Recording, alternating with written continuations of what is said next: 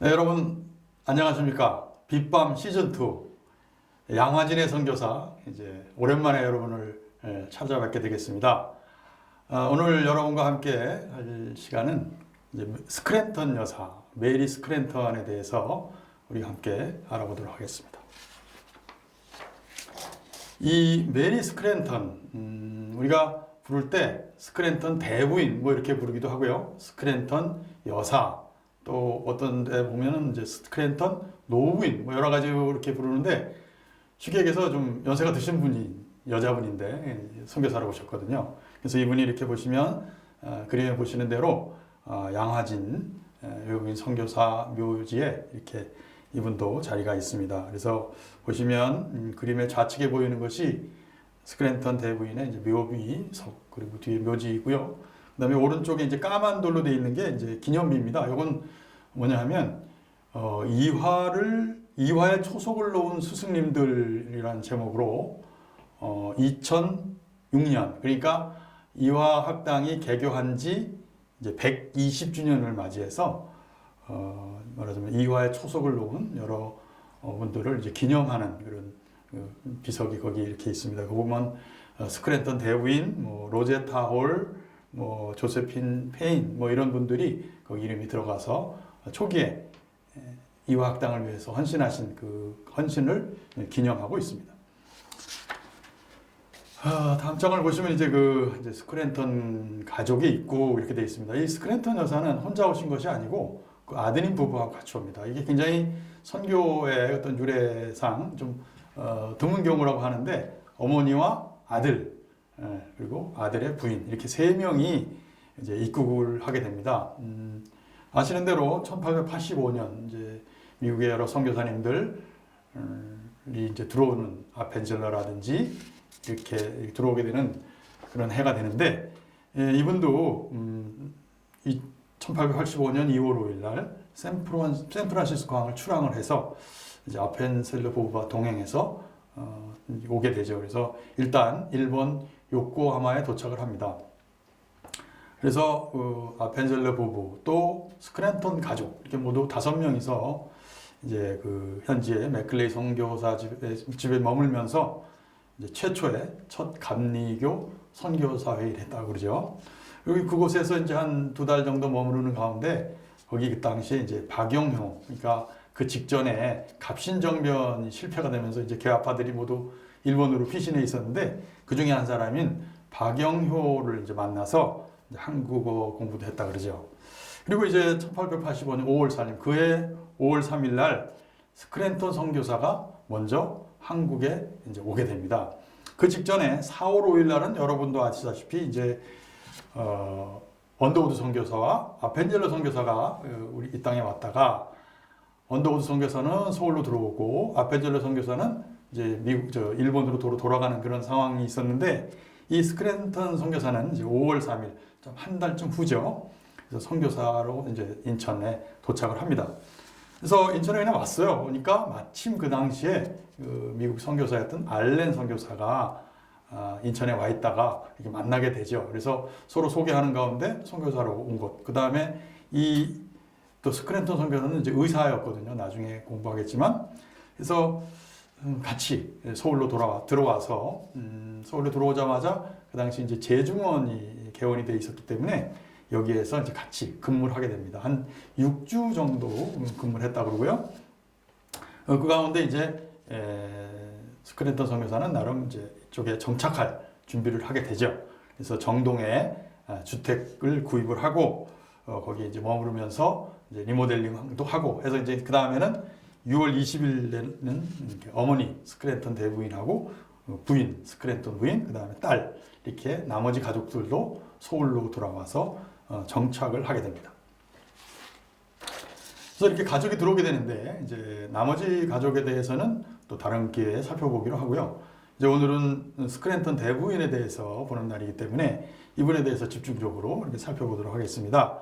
이 스크랜턴 대부인에 대해서는 뭐 여러 가지 평가를 많이 할 수 있는데 이분은 그야말로 한국 여성의 영혼 구원과 또 한국 여성의 어떤 교육에 있어서는 거의 그 선구자적인 개척자적인 그런 역할을 하신 분입니다.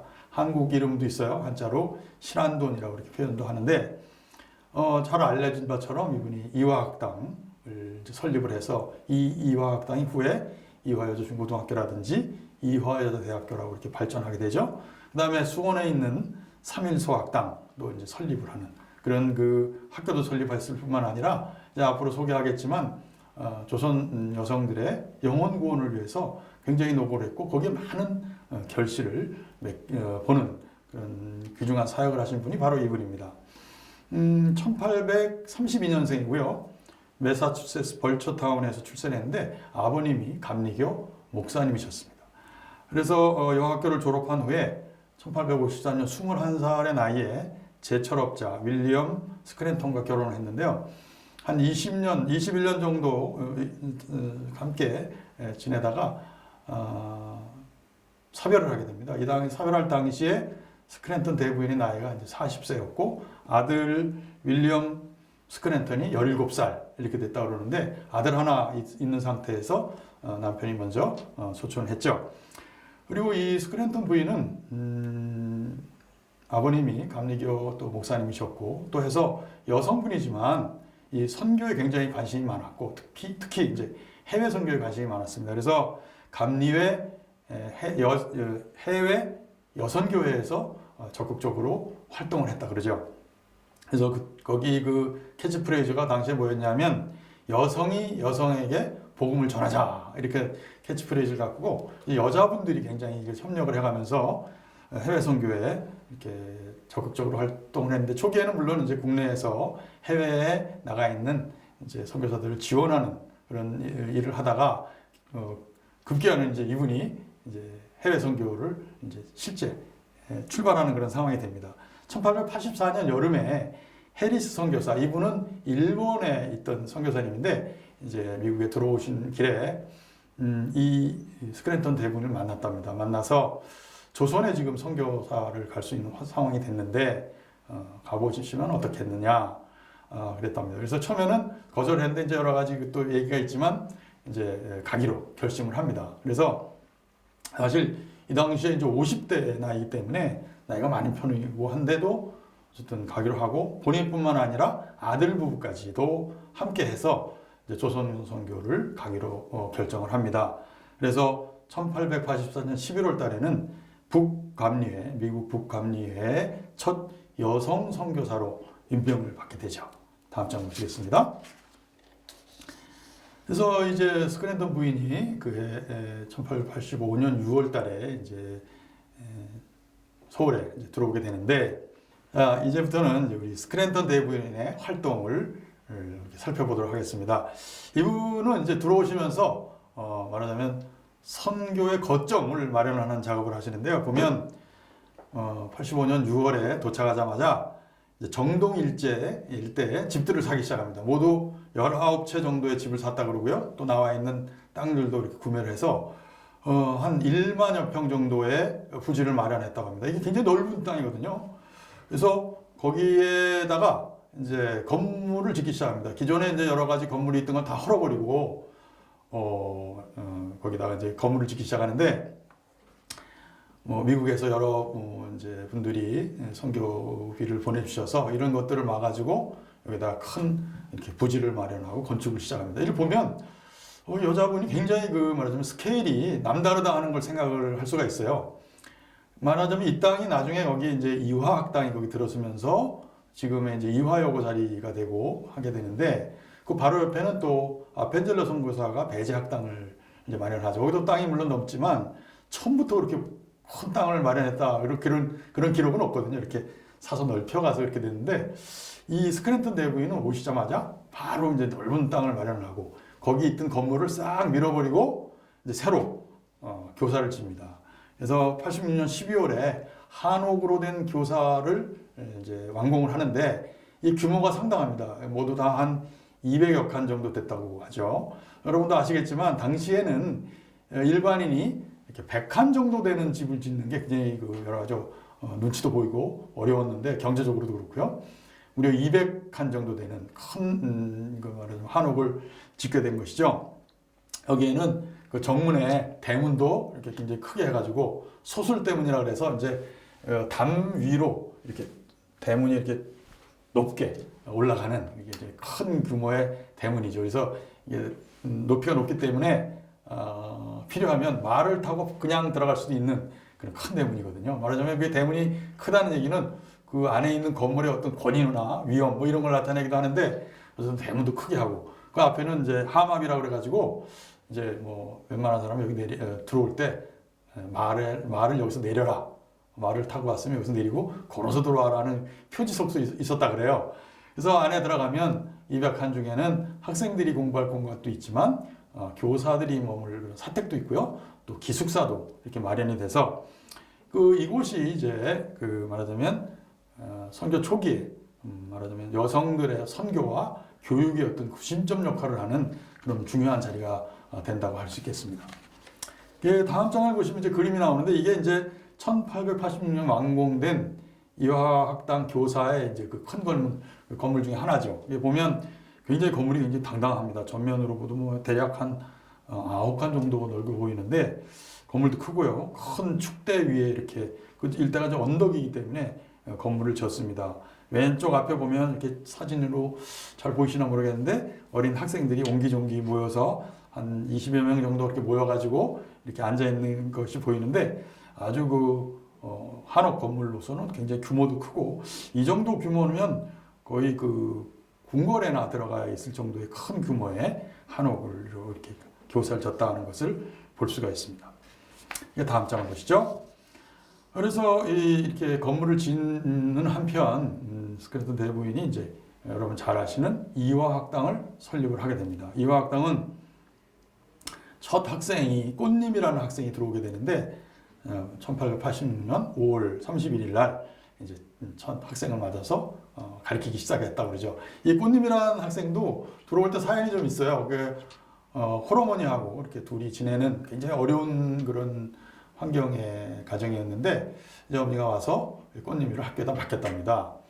그래가지고 이제 뭐 공부를 가르치기 시작했는데 며칠 있다가 찾으러 왔어요. 그래서 왜 찾으러 가냐 그랬더니 주변의 사람들이 딸을 서양 사람들한테 이제 팔았다. 뭐 이런, 그렇게 하면 되겠느냐 그래가지고 막 나무람을 듣고 그래서 도로 찾으러 왔다 이렇게 됐습니다. 그래서 스크랜턴 부인이 그런 거 아니다. 여기서 잘 교육을 시키고 원할 때 얼마든지 갈 수 있다 이렇게 설득을 했는데, 그냥 말로 안 돼가지고 일종의 계약서를 썼다고 합니다. 그 중에는 뭐가 있냐면 얘를 뭐 미국이나 외국으로 데려가지 않겠다 뭐 이런 조항문까지도 넣어가지고 아예 서약서를 쓰고 이렇게 학생을 받았다 그러는데, 이 꽃님이도 여기서 공부를 잘하고 성장을 해서 나중에 남편이 이제 전도사 남편의 부인이 돼서 여러 가지 많은 활동을 했다 이렇게 기록이 남아 있습니다.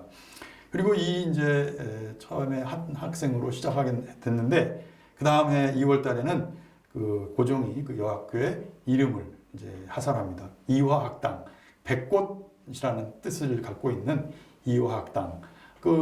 전에 한번 우리가 살펴볼 때 배제학당도 고종이 이름을 내렸다고 그랬는데, 마찬가지로 이화학당이라는 이름도 이제 고종이 내리는. 그래서 이화라는 뜻이 이제 처음에 이 서양 사람들이 뭐 어떻게 꽃 이름 이렇게 했나 좀 의아했다 그래요. 근데 이제 이화는 사실 조선 왕실을 상징하는 꽃이거든요. 그래서 의미 있는 꽃의 이름을 여기다가 붙여준 것이다 이렇게 이해했다는 얘기가 나오는데, 그래서 이제 이화학당이 이제 본격적인 출범을 하게 되죠. 보시면 87년에는 학생의 수가 7명이었고요. 93년에 가서 한 30명 정도 되고, 93년 9월까지 스크랜턴 대부인이 이제 교장을 역임을 하다가, 그 다음에 이제 페인이라는 선교사, 조세핀 페인 선교사가 국내에 오면서 이제 교장 자리를 물려주고 이제 다른 사역에 또 집중하게 됩니다.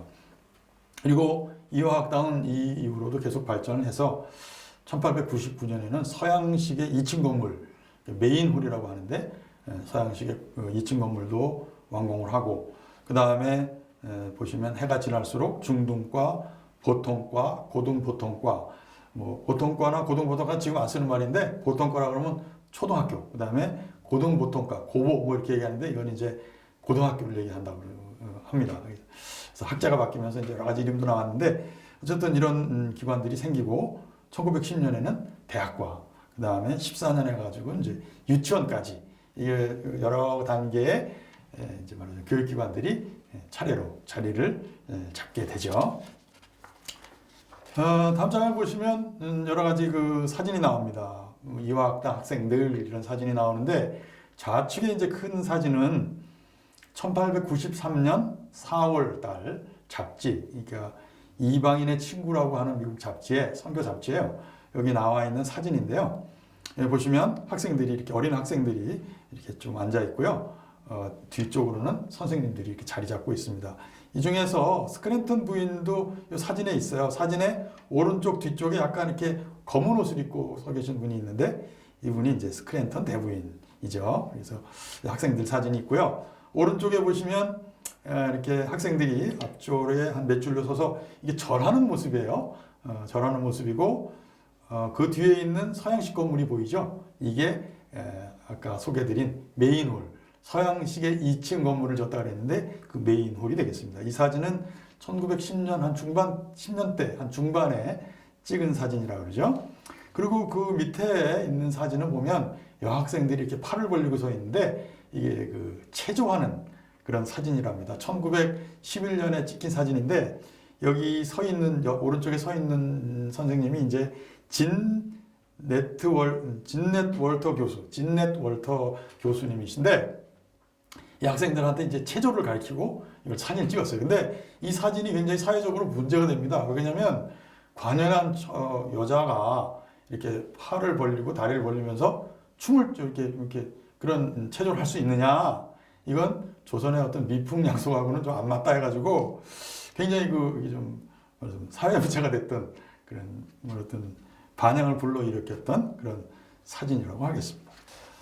이게 또 스크랜턴 대부인이 또 하신 활동 중에 이제 중요한 사역이죠. 복음 사역. 이분이 이제 오실 때 여성이 여성에게 복음을 전한다라는 그런 캐치프레이즈를 가지고 오셨다고 그랬는데 그래서 이분도 오시면서 이화학당의 이제 기숙사에서 성경 공부를 시작합니다. 교리 공부를 시작을 하죠. 대상은 학생들 또 주변에 있던 그 조선 부인들을 대상으로 해서 이렇게 성경 공부, 교리 공부를 시작을 합니다. 그리고 매주일 저녁 이제 예배를 드렸는데 88년 9월에 와가지고 주일 저녁 예배 때를 이제 여성 집회로 해가지고 여기에는 그동안에 학생들 뭐 이렇게 학교에 관련된 분들만 참석을 했던 것을 대상을 높여서 일반 외부인들도 참석을 시작을 했다고 합니다. 그러다가 이게 자꾸 이제 커지니까 이걸 좀 더 교육을 제대로 해야 되겠다 그래서 한국인 매서인이 이제 강사로 말하자면 성경 공부를 하게 됩니다. 이 매서인이라고 하는 것은 지금으로 말하면 전도사로 이해하시면 될 텐데 그래서 한국인 남자 전도사가 이제 성경 공부를 진행을 하게 됩니다. 이게 문제가 됐죠? 남자고 또 수강생은 듣는 분들은 여학생이나 부인들이기 때문에 이게 서로 이렇게 남녀가 이렇게 좀 다르니까 이게 이제 그냥은 안 되고 여기 보면 가운데 휘장을 쳤다 그럽니다. 휘장을 치고 서로 얼굴이 안 보이는 상태에서 목소리만으로 성경 공부를 시작했는데 이게 이제 인원이 점점 늘어납니다. 늘어나고 특히 이제 학생들 같으면 이제 늘어나고 그래서 세례도 주고 이런 일이 벌어졌는데 특히 학생들 같으면 세례를 주면서 이름을 지어줍니다. 이름을 지어줘서 사실 그 이름을 지어준다는 게 굉장히 좀 의미가 있죠. 카톨릭에서는 세례를 짓게 되면 세례명을 주는데 뭐 그런 것처럼 해서 이 스크랜턴 대부인도 우리 어린 학생들한테 이렇게 이름을 지어줍니다. 사실 이름을 지어준다는 것이 그 당시에는 더욱더 의미가 있었던 것이 그 당시에는 여자들이 이름이 있어도 굉장히 뭐 이름 자체가 이렇게 좀 지금의 기준으로 보면 좀 그런 게 많이 있고 그래서 또 없는 경우도 있고요. 근데 정식으로 이렇게 그것도 보시면 영어로 된 이름을 지어줬다는 거죠. 그러니까 본인으로 하여금 굉장한 그런 자긍심을 갖게 하는 그런 일이었는데 그래서 보시면 여메레, 뭐 박에스더, 하란사 이렇게 쭉 마지막에 보면 김한란 뭐 이런 이렇게 대표적인 분들 이렇게 열거를 해봤는데 정말 이분 한 분 한 분들 보면 굉장히 그 당시에 큰 역할을 했던 분들입니다. 그야말로 교계에서도 큰 활동을 했던 사람도 있고요. 이 박에스더 같으면 뒷장에도 소개를 하겠지만 최초의 여의사입니다. 그래서 미국 볼티모어에 유학을 가서 거기서 의사 자격증을 따오기도 하고요.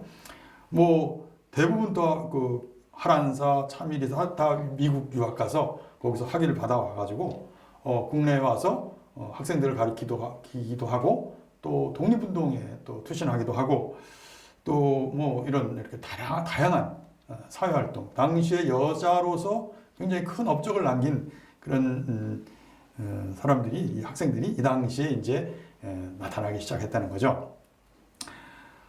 그리고 이 인원이 점점 이제 이렇게 늘어나니까 89년 9월에는 여성교회, 그러니까 여자들만으로 이루어진 이 교회가 출범이 됩니다. 이걸 담임을 누가 하게 되냐면 올링거 선교사라고 이분은 이제 배제학당에서 거기 그 출판사 관련된 일을 하면서 이제 또 선교사 일을 하시던 분인데 이분을 담임으로 해서 그 여자들만으로 이루어진 교회가 출범하게 됩니다. 여성 선교, 여성 교육, 여성 계몽 활동의 어떤 중심 역할을 이 교회가 하게 되고요. 이 교회는 계속 잘 부흥을 하다가 1897년에 정동 제일교회, 그러니까 정동 예배당이 이제 건축을 하게 되면서 여기에 통합을 하게 됩니다. 정동 예배당은 중간에 이렇게 칸을 쳐가지고 남자 여자가 같이 이렇게 한 건물에 들어갈 수 있었거든요. 그래서 이제 그때부터는 이렇게 통합을 해서 같이 예배를 드리게 됐다고 그러죠. 어쨌든 이 스크랜턴 대분이 오시자마자 이런 여자들을 대상으로 한 선교 활동에 굉장히 적극적으로 나서셨다 하는 것을 알 수가 있습니다. 또 한 가지 이 스크랜턴 대부인의 활동의 중요한 부분이 이제 의료에 관한 의료사역, 의료선교사역이 되겠는데요.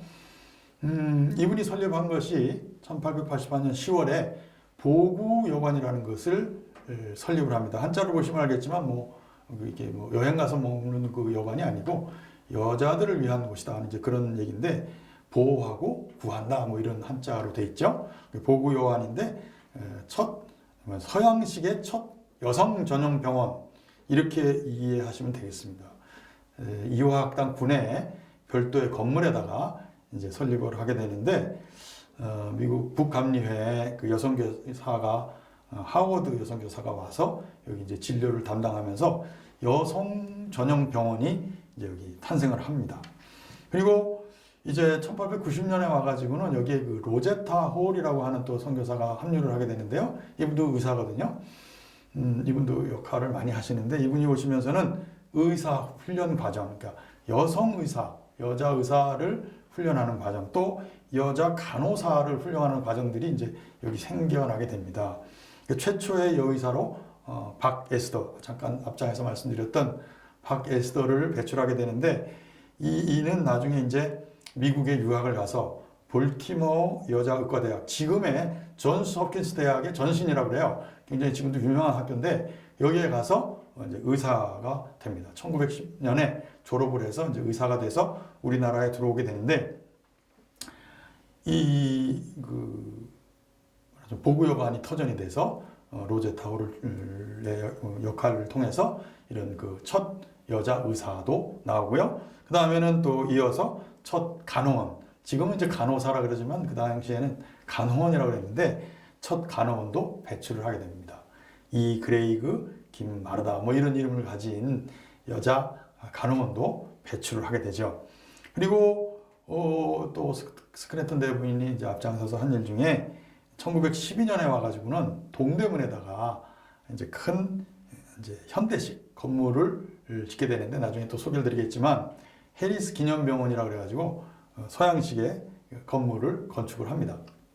그래서 이 건물로 보구여관이 이제 그쪽으로 이전을 하게 되죠. 이전을 하면서 이게 이제 나중에 이화여자대학교 의과대학 부속병원이 이제 거기에 이제 자리 잡게 되는 계기가 되는 거죠.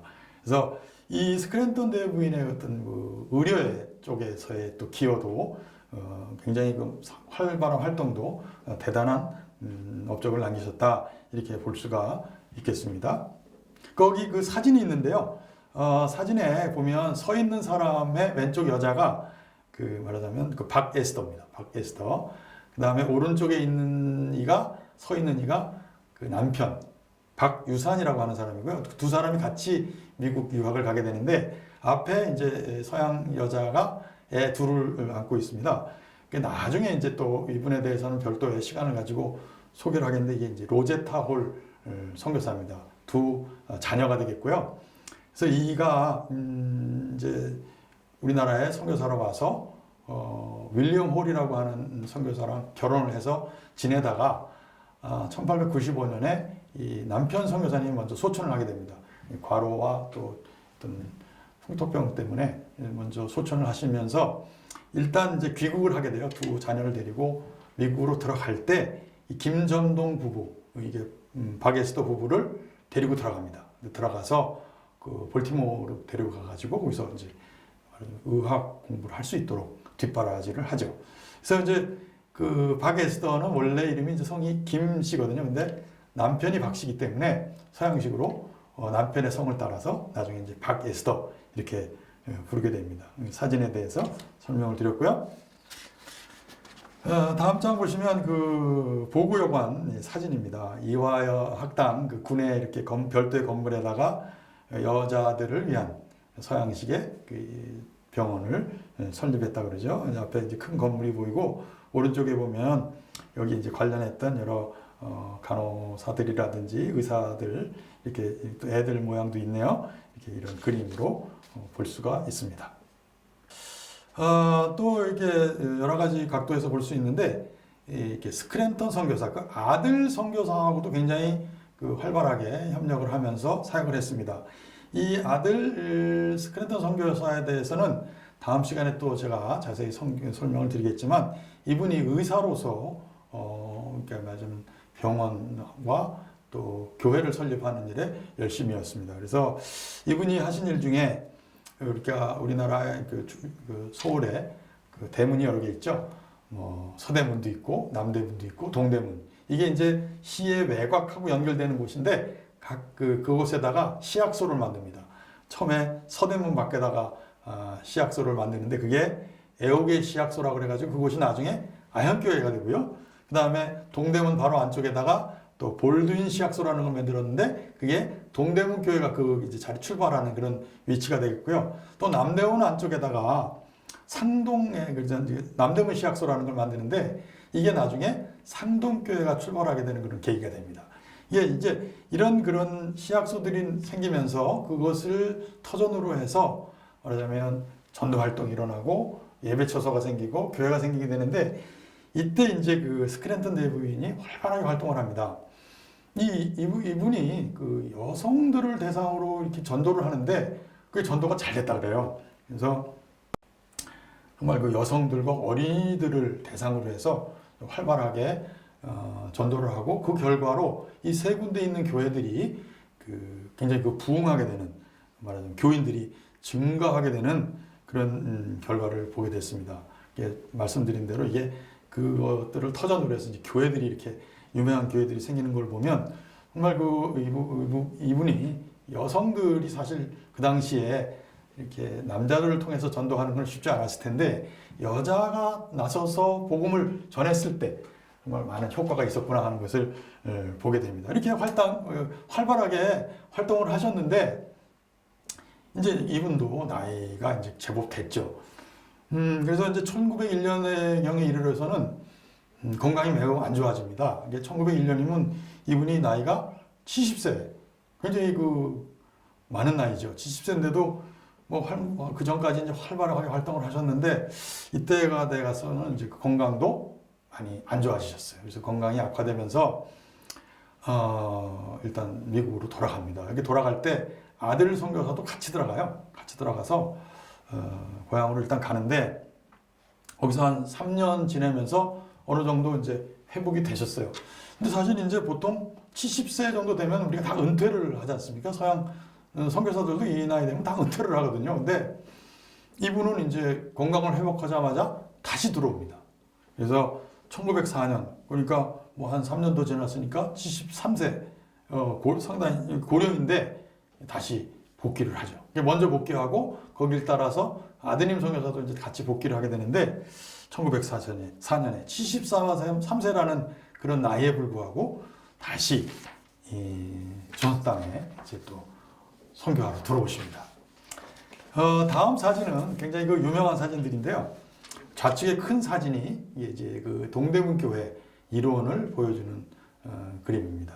1914년도에 찍혔다고 하는데 보시면 여러 건물들이 이렇게 쭉 있는 걸 볼 수가 있습니다. 여기 설명이 보이시나 모르겠는데 위쪽으로 큰 건물이 3개 있습니다. 맨 오른쪽에 보이는 게 이제 동대문 감리교회 그 교회 건물이고요.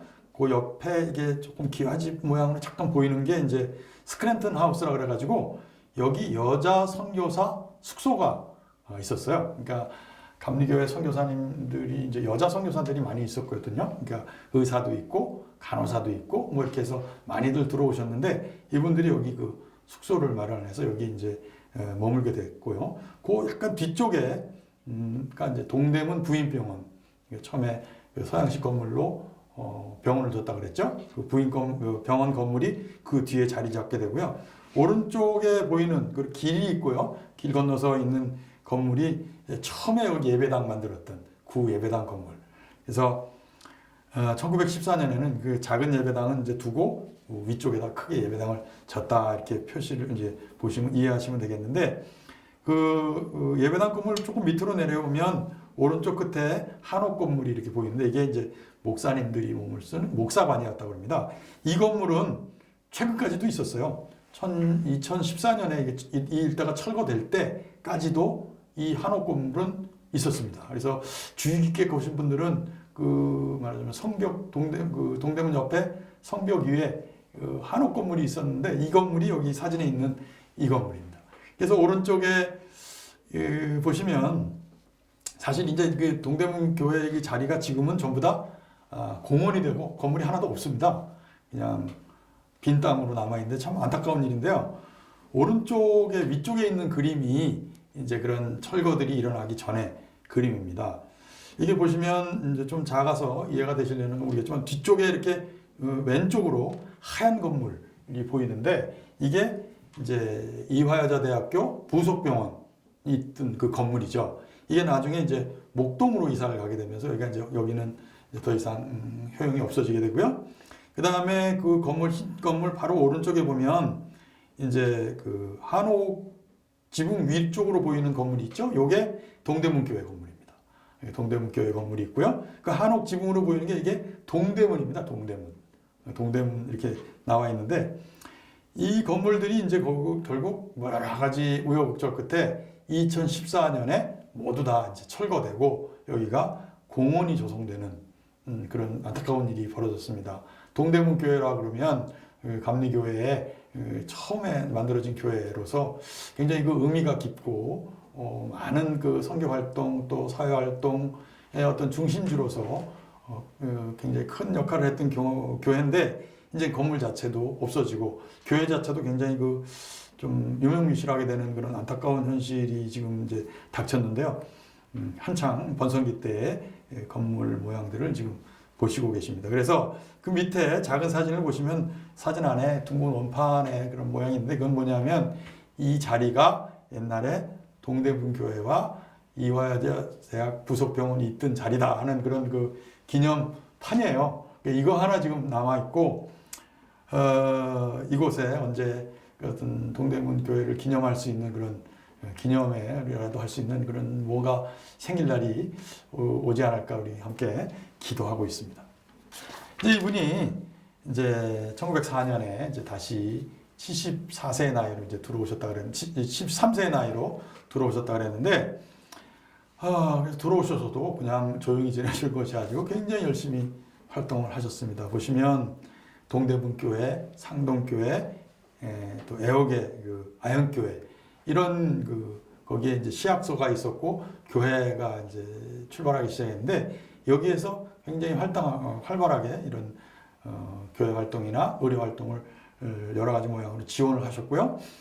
또 그 교육 쪽으로도 사업 쪽에 큰 역할을 많이 하신 것이 3일 소학당, 공옥 여학교, 매일 여학교 이런 여학교들을 이분이 앞장서서 신설을 하게 됩니다. 그 다음에 진명, 숙명, 중앙여고 여러분 다 아시는 학교죠. 이거 이제 당시에 뭐 왕가에서 어떤 자금을 내기도 하고 또 어떤 세력가 집안에서 돈을 내기도 해서 이런 학교들이 이제 세워지는데 이 세우는 것을 스크랜턴 여사가 이제 도와줍니다. 그래서 지원을 해서 이런 학교들이 잘 설립될 수 있도록 돕기도 했고요. 또 보면 이분이 이제 직접 선교 여행도 떠납니다. 보면 1905년 가을에 선교 여행을 직접 나섰다고 하는데 경기도 이쪽 일원을 중심으로 해가지고 32일간에 거쳐서 여행한 그 키로수가 한 230km를 여행을 하면서 한 90일에 정도 집회를 하셨다 그래요. 그러니까 수원, 여주, 이천, 천안, 홍성 이 일대를 여행을 하시면서 이제 전도 집회를 하신 거죠. 이 당시에 이분 이제 전도 집회할 때 여자분들이 굉장히 많이 모였고 또 이 당시만 해도 이제 굉장히 그 유명해지셨기 때문에 주변에 가면 그곳에 이제 여러 가지 그 관리들이라든지 나와서 아주 극진하게 잘 이렇게 말하자면 접대를 했다고 합니다. 이게 굉장히 그 연세가 벌써 만만치 않은 연세인데 74세인데 이렇게 직접 선교 여행을 하시면서 한 달에 걸쳐서 한 90회, 91회 정도 집회를 했다는 것 놀랍죠. 평균 하루에 3군데서 집회를 했다는 얘기인데 참 눈부신 활동을 하신 것 같아요.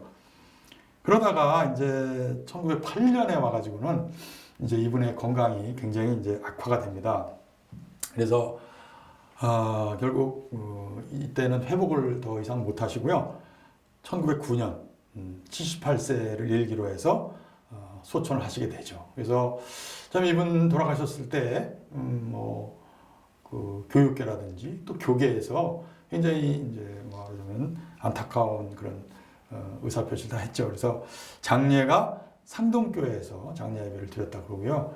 상동교회에서 이제 양화진까지 이제 장례 행렬이 이어졌는데 그 운구 행렬에 서울 시내에 많은 사람들이 수천 명의 시민들이 모여서 이제 같이 애도의 표시를 했다 그럽니다.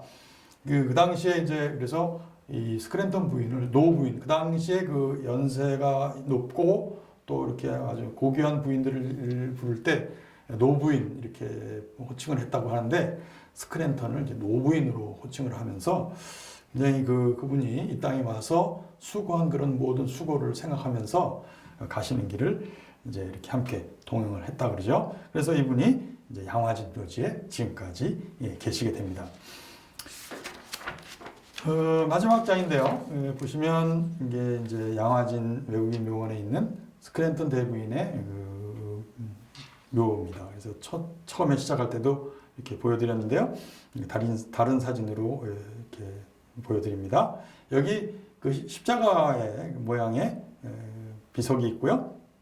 여기 보면 IHS 이렇게 써 있는데 이거는 지저스의 예수님을 나타내는 그리스어의 앞 글자랍니다. 그래서 IHS 이렇게 쓰는데 이 가톨릭에서도 많이 쓰고요. 뭐 서강대학교에 이렇게 표시해도 이런 글자가 나오고 가톨릭의 예수회에서 또 이렇게 자기들 표시할 때 이 IHS라는 글자를 많이 쓰는데 이 스크랜턴 대부인 묘지에도 이렇게 묘비석에도 예수님을 나타내는 글자가 새겨져 있고요. 그 오른편에 있는 사진은 코리아 미션 필드라고 하는 선교 잡지입니다. 1911년 6월호에 이제 스크랜턴 부인을 소개하는 그런 그 활동을 소개하는 기사가 나면서 표지 잡지에 이렇게 나와 있습니다.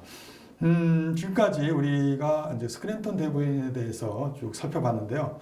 정말 이 땅에 적지 않은 나이에 오셔서 말하자면 한국 여성의 영혼 구원을 위해서 굉장히 노력하셨고 또 많은 업적을 남기셨고 또 한국 여성의 교육을 위해서도 정말 헌신하셔서 이화여자대학교, 이화여자고등학교에 이르는 그런 그 이화학원을 설립을 하셔가지고 그것을 통해서 수많은 인재들이 이 땅에 이제 배출되게 하는 그런 중요한 역할을 하셨죠. 이분이 들어오신 것이 1885년이고 소천하신 게 이제 1909년인데 한 24년 정도의 기간입니다. 이게 조선이 이 기간을 여러분 아시겠지만 조선이 멸망하고 일제 강점기가 막 시작되려고 하는 그런 참 격동의 그런 기간인데 여기 오셔서 정말 이 땅의 사람들을 위해서 특히 여성들을 위해서 굉장히 헌신을 하셨다는 걸 알 수가 있습니다. 우리가 초기 선교사님들에 대해서 얘기할 때 원도우드 선교사, 펜젤러 선교사에 대해서는 굉장히 얘기를 많이 하는데 이분이 스크랜턴 선교사가 남겨진 그런 족적을 보면 이 언더우드 선교사, 펜젤러 선교사의 그야말로 필적하거나 오히려 능가하는 그런 일을 하신 분이라고 판단이 돼요. 근데 어떻게 보면 상대적으로 조금 평가에 있어서 조금 이렇게 좀 덜 돼 있지 않나라는 생각을 하게 되는데 이분이 하신 일로 보면 정말 이 언더우드 아펜셀러에 결코 뒤지지 않는 많은 역할을 하시고 말하자면 족적을 남기셨다 하는 것을 알 수가 있는데 아무쪼록 여러분들께서 이제 같이 보셨으니 우리 스크랜턴 부인의 대부인에 대해서 좀 더 잘 이해하시고 마음속에 기리는 그런 계기가 됐으면 좋겠습니다. 감사합니다.